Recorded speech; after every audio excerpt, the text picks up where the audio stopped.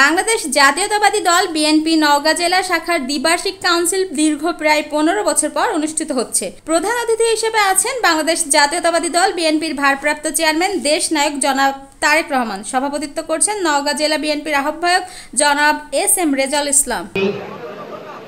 এই সম্মেলনের অভ্যর্থনা কমিটির সম্মানিত আহ্বায়ক জনাব মাহবুবুর রহমান সহ প্রিন্ট ও ইলেকট্রনিক মিডিয়ার সাংবাদিক ভাইরা,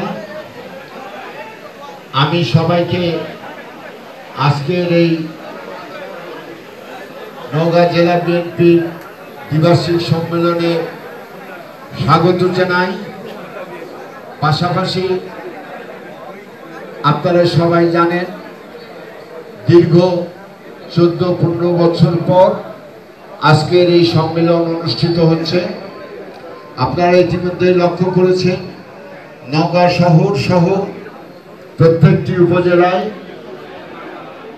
প্রত্যেকটি মানুষের মাঝে একটি নির্বাচনের আকাঙ্ক্ষা আরো উজ্জীবিত হচ্ছে। আজকের এই সম্মেলনের মাধ্যমে দলকে একটি গণতান্ত্রিক ধারায় যেমন পরিচালিত করতে চাচ্ছে আমাদের চেয়ারম্যান সাহেব, ঠিক একইভাবে রাষ্ট্রীয় গণতান্ত্রিক ধারায় ফিরে নিয়ে আসার জন্য আমরা চেষ্টা করছি।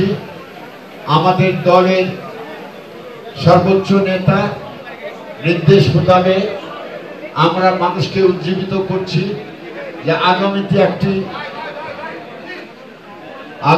একটি সুন্দর, অবাধ ও সুষ্ঠু পরিবেশে একটি সুন্দর নির্বাচনের জন্য এই বর্তমান সরকারকে আমরা সহযোগিতা করে যাচ্ছি